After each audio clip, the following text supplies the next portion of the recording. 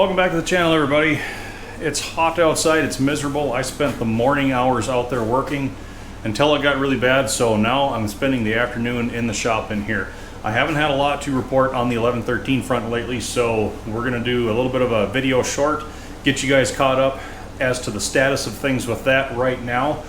First things first, you'll notice we have a lot of starting engine stuff still strewn about the shop.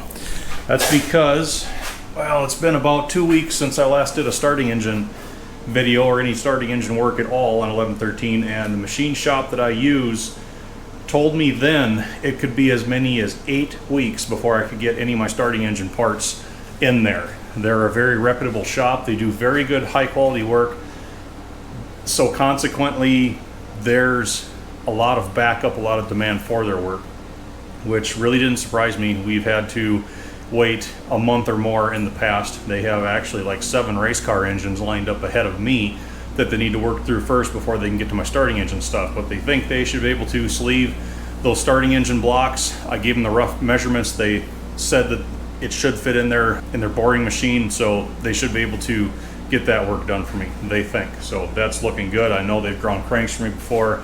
They've done piston and valve work for me before, so I'm not too worried about that. So that was 2 weeks ago. It could be another 5 to 6 weeks before I can even get my stuff in up there, and then however long it takes them to get it worked through their shop, maybe another week or so after that. So on the starting engine front, pretty much nothing new to report. But if you've been paying attention, you've probably noticed these 2 brand new shiny looking clean radiators in the background.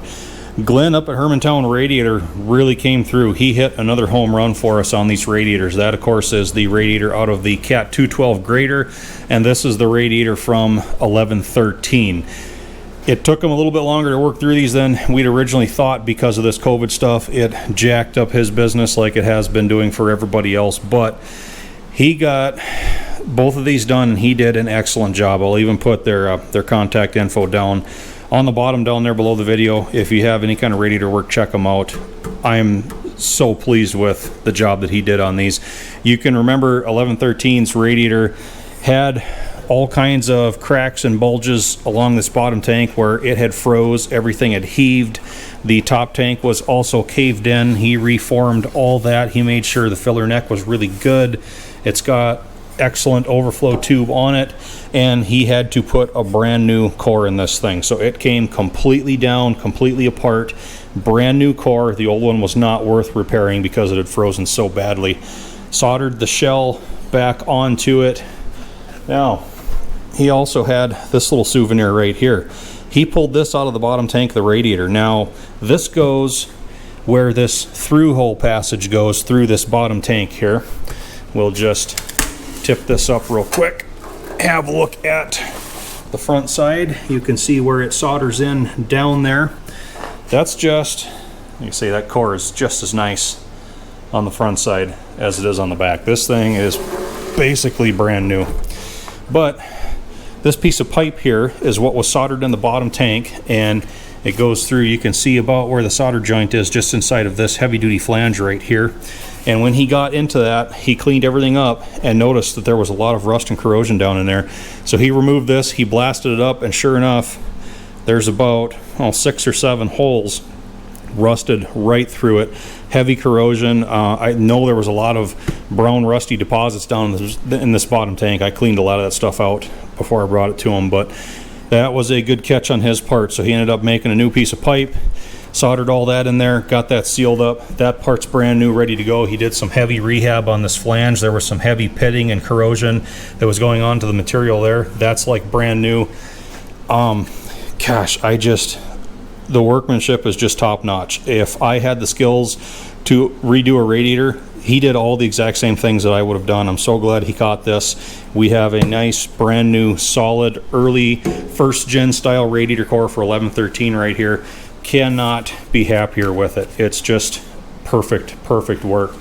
And the 212 core, if you will remember, I'll pop a link up to the video where we took this radiator core out of the grader. We had a lot of leakage going on. The soldered joint was giving up around this this outlet at the top, inlet at the top, sorry, getting ahead of myself here.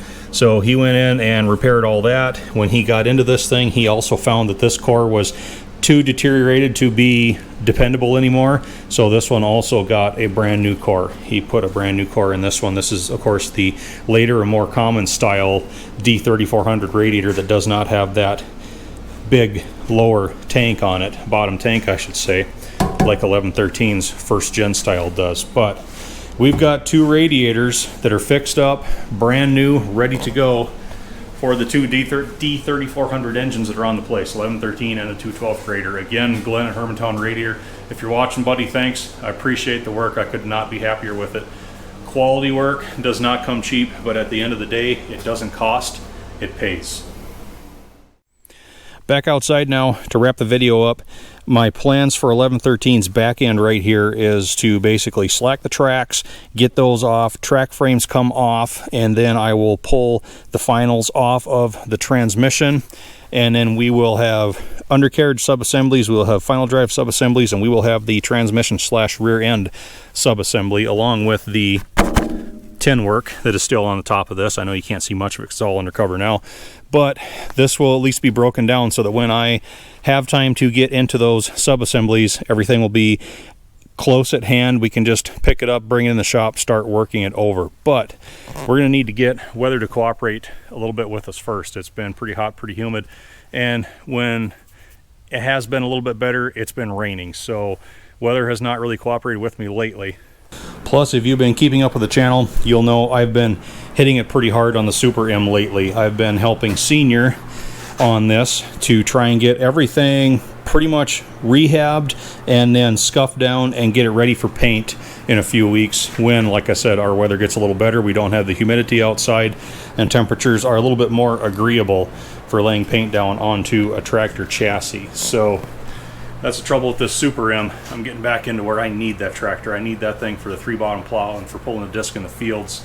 And 1113's not so much a necessity machine, working machine like the Super M is. So Super M's probably going to be getting a lot of attention from me still in the next few days to weeks. But we're working our way through her. We're really just banging things out. We're getting the projects done. Senior's been working on the engine related stuff. I've been working on this rear end chassis related stuff. I think he's into some brakes right now from the looks of it. So yeah, we got 1113 work we can do. I can start putting that radiator shell surround back around the core. We can start getting that thing put on the engine. We can start getting that 212 grader back together. We need to wrap up the Super M, at least start getting some shiny red paint on that. Plenty of stuff to do. Never time to be bored. So that's going to wrap the video. Thanks for watching, guys. Stay tuned. Plenty of things to come.